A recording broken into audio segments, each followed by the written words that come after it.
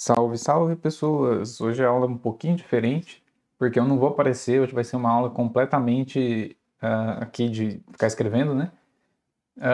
E só para contextualizar, então, isso é uma borracha, eu não vou usar. Não é esse o contexto. Só para contextualizar, a gente está falando sobre divisão e conquista, e aí eu já passei alguns conceitos e falei alguns algoritmos, então vocês podem olhar o card que está aparecendo ali em cima. Mais especificamente, né, a gente já falou explicitamente do algoritmo de soma máxima, como é que eu posso resolver da soma máxima de subsequência, né? Como que eu posso resolver isso por divisão e conquista. Mas eu também falei outros algoritmos de divisão e conquista na aula introdutória. Também vai ter card aí, né? E um deles era de multiplicação de grandes números. O de hoje tem alguma relação, na verdade tem algumas relações, né? Apesar de ser um problema completamente diferente. Então eu vou tocar um pouquinho nesses casos, né? Multiplicação de grandes números era a multiplicação de Karatsuba, e hoje a multiplicação do outro cara com um nome estranho, que é o Strassen, eu não sei como que é a pronúncia. Mas a multiplicação de hoje não é de grandes números, é de matrizes, como já está dando para ver aí na tela, né? Então eu deixei esse cara aqui no começo, só para a gente lembrar como é que a gente faz um produto de matriz. Então isso aqui todo mundo que está assistindo esse vídeo eu suponho que já sabe, né? Porque isso aqui é ensinado lá no ensino médio e tudo mais.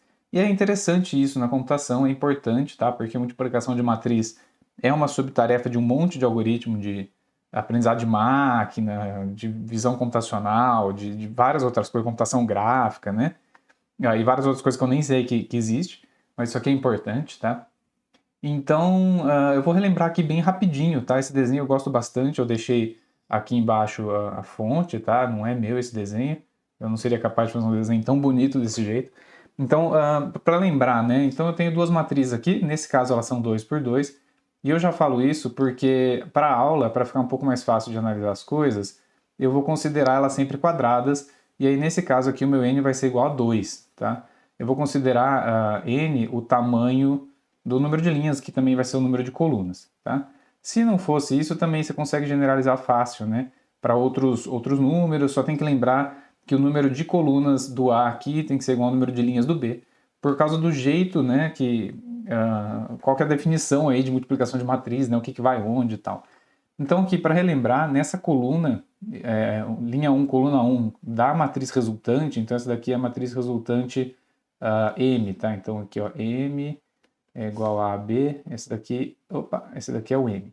Então, esse elemento aqui, essas somas aqui, né, de A11 vezes B11, A12 vezes B21, A13 vezes B31, eu somo tudo isso aqui, vai dar esse elemento, tá? Que é o que está escrito aqui embaixo.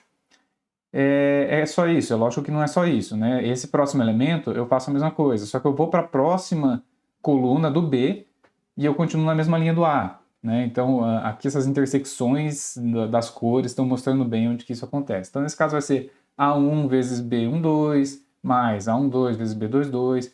Então basicamente eu estou percorrendo nessa linha e percorrendo nessa coluna aqui, fazendo as multiplicações ponto a ponto e somando para dar esse resultado. Tudo bem? Vocês lembram bem isso? Eu expliquei isso bem porcamente. Se eu fosse dar uma aula de multiplicação de matrizes, ela demoraria muito mais, né? Mas é só para lembrar mesmo. Então vamos lá.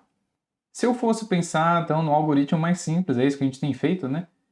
Se eu for pensar no algoritmo mais simples para resolver esse problema, ele seria exatamente o que eu acabei de falar, né? Então eu vou só mudar a cor aqui. Então ele seria exatamente o que eu acabei de falar. Vamos colocar, em vez de números, vamos colocar uma coisinha aqui assim, ó. Eu tenho um númerozinho A, tem outro númerozinho B, tem um númerozinho C, outro D. E aí eu estou multiplicando por uma matriz de EF, G e H. Então A, B, C, D, E, F, G e H são números quaisquer. Tá? Estou colocando aqui em variáveis, tá? Em letras. Então como é que isso aqui seria? A matriz resultante ficaria... Vamos lá, vamos por partes. Ficaria AE mais BG aqui. Ficaria AF mais BH aqui. E como é que eu cheguei nesse resultado? O que eu fiz foi, mantive um iterador aqui. Então eu peguei um izinho aqui, né? Coloquei um iterador aqui, J. Tá? E aí eu fiz o seguinte, eu tenho um valor, sei lá, um novo iterador k, que ele começa como zero. Então I está zero, J está zero, aí eu faço o iterador k e indo para frente, né? Ele está zero primeiro. Então ele está zero. Esse cara aqui me faz o... deixa eu colocar nomes às matrizes, né? Essa é a matriz MA e essa é a matriz MB, tá? Então o K0 vai fazer o seguinte, ele vai pegar e multiplicar MA na posição IK e vai multiplicar isso por MA na posição JK e vai me dar esse primeiro resultado aqui, certo? E aí ele vai passar o K para frente. Agora o K passa a ser 1. E aí ele vai fazer a mesma operação e vai me dar esse resultado, né? Então o resultado sai onde? Ele sai na posição da matriz aqui IJ, tá? Essa posição aqui IJ. Quando ele acaba aqui, o J chega no N, né? Eu faço um J++. Desculpa, eu faço um I++, né? Eu passo o I para frente aqui. Então o I passa para cá e assim eu vou fazendo, né? Faço primeiro o I aqui, aí eu passo o J para frente. Então primeiro com o I aqui embaixo no 1, vai ficar CE, aí eu ando com o K, e aí eu vou fazer CG.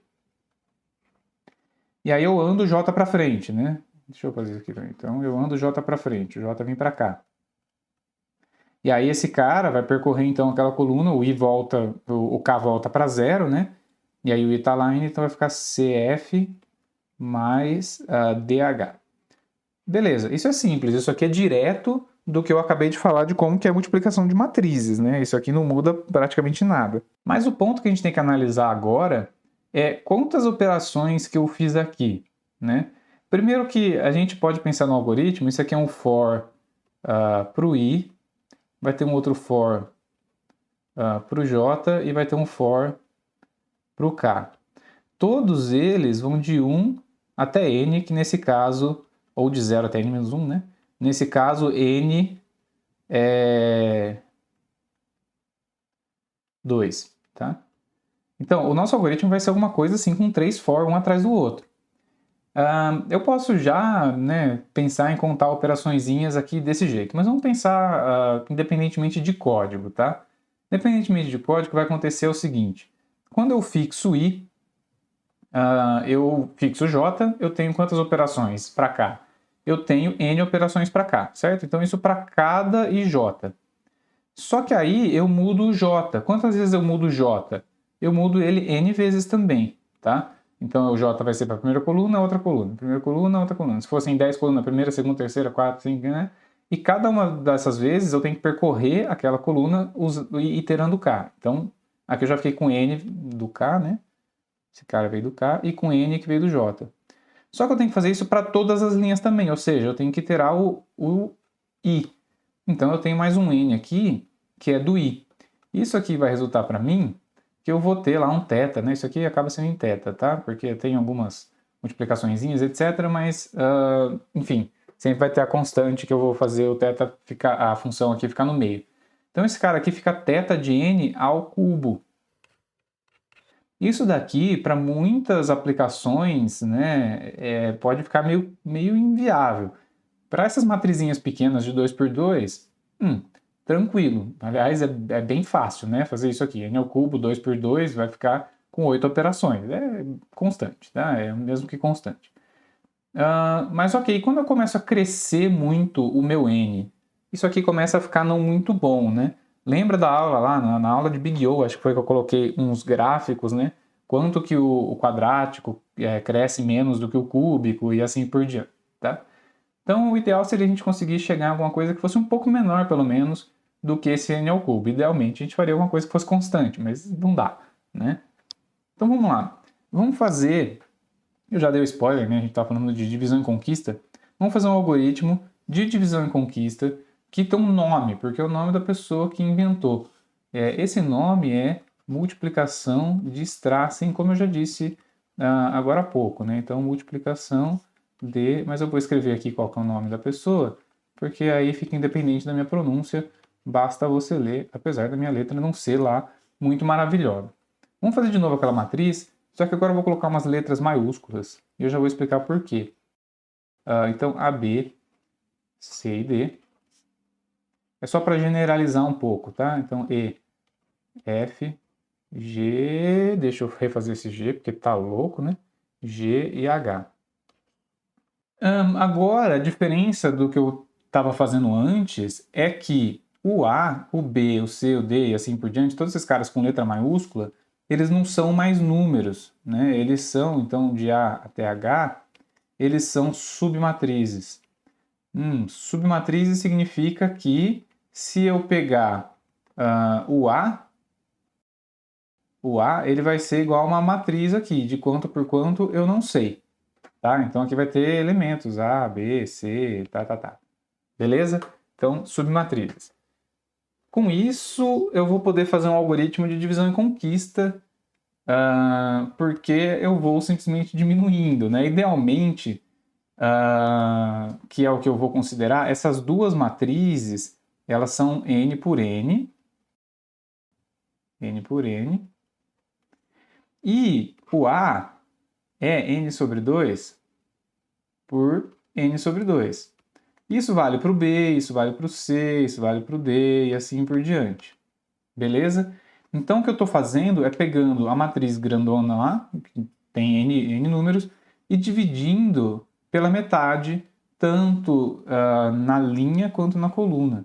Então eu estou fazendo essa divisão aqui, né? Dividindo em 4 a minha matriz. E daí, o que eu faço com isso?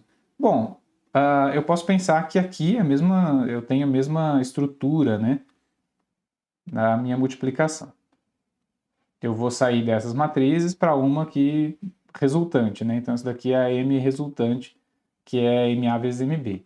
Então, essa aqui é MA e essa aqui é MB. E aí o resultado aqui vai ser muito parecido com o que a gente fez quando as letras aqui estavam minúsculas, quando eram números, né?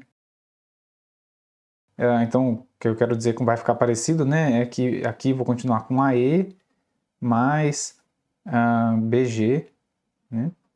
E aí o Diego da edição vai dar uma acelerada, porque escrever isso aqui demora muito.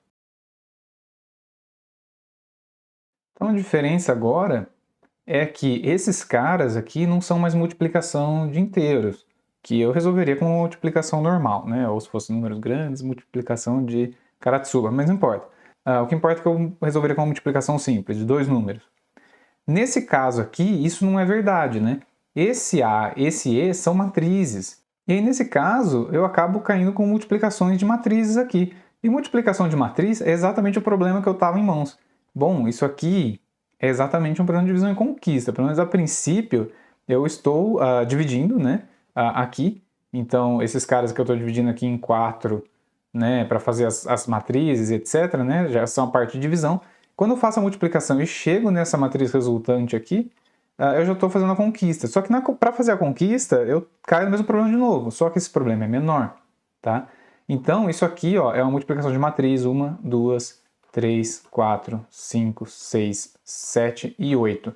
Eu tenho 8 multiplicações de matriz, só que agora essas matrizes têm metade do tamanho do que elas tinham antes. Então vamos começar a escrever uma relação de recorrência aqui para o meu tempo, né? Então o tempo desse algoritmo aqui, o t de n, ele vai ser proporcional a t de n sobre 2, porque eu estou fazendo chamadas recursivas para esses meus caras aqui que tem metade do tamanho dos originais. Quantas chamadas recursivas eu estou fazendo? 8. E aí eu tenho que somar mais alguma coisa aqui.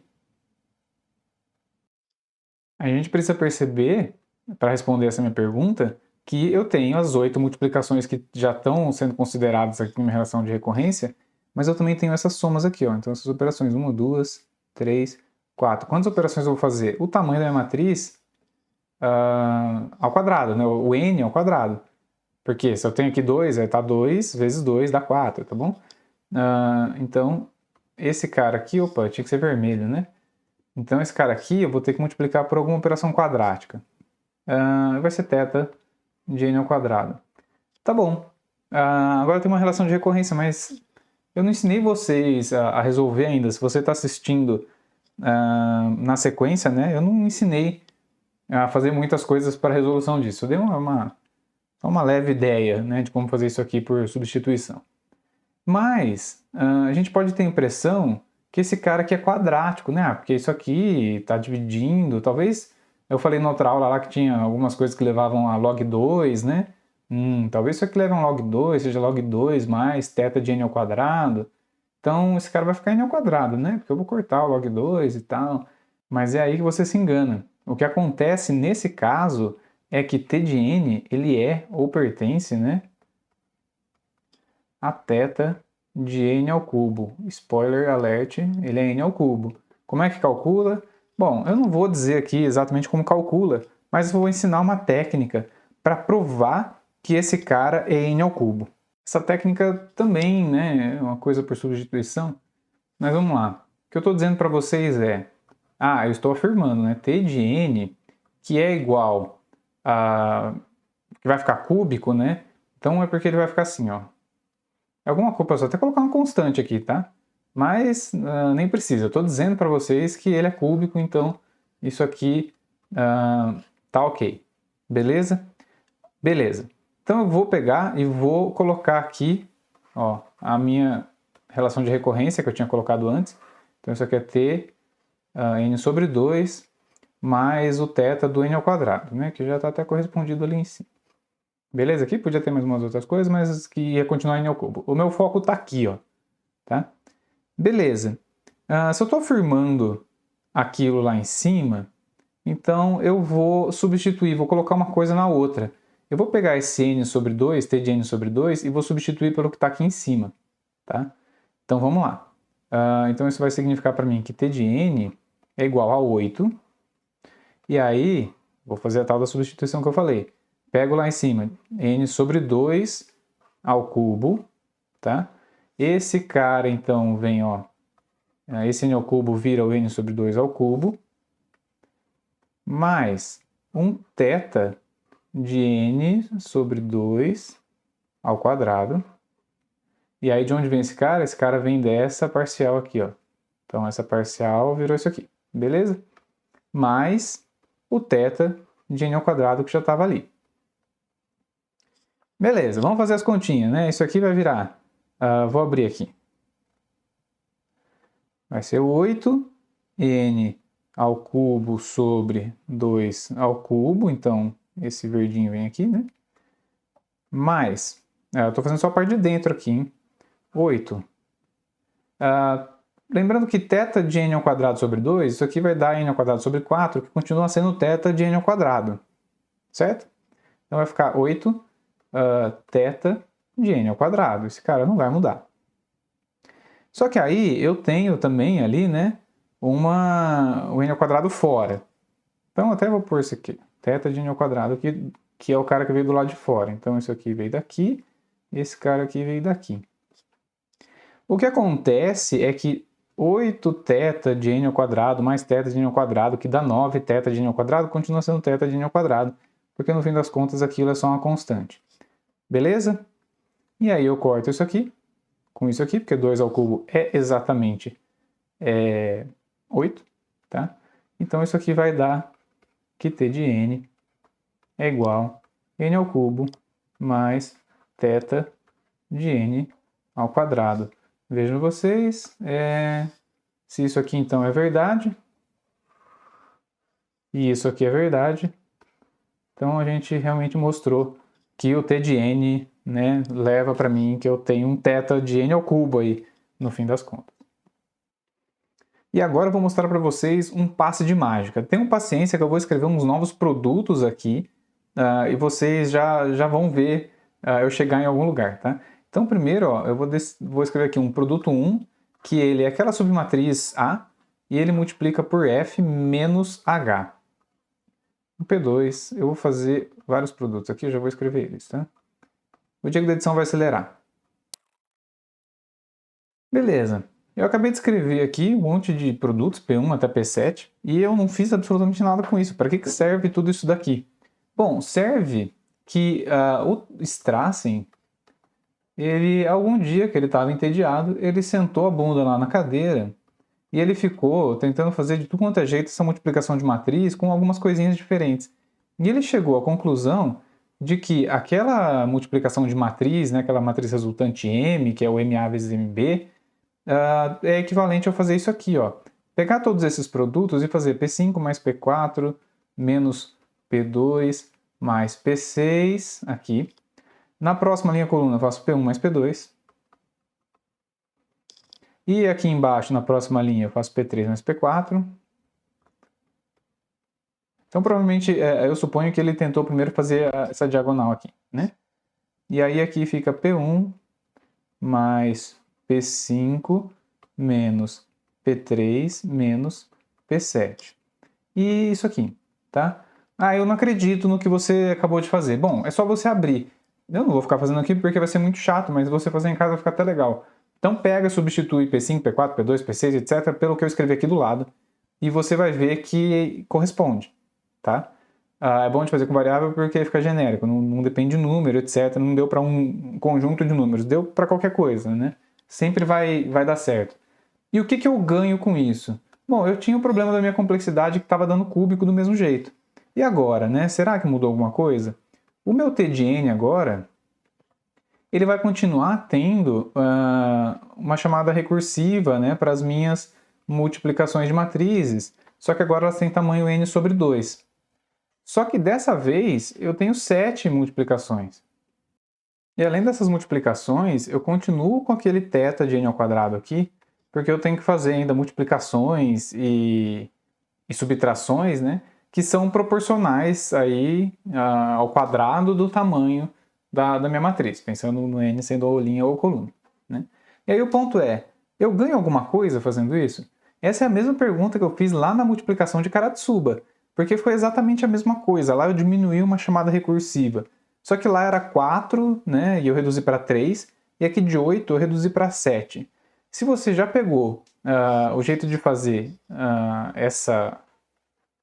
solucionar, né, essa relação de recorrência, você pode fazer as contas aí.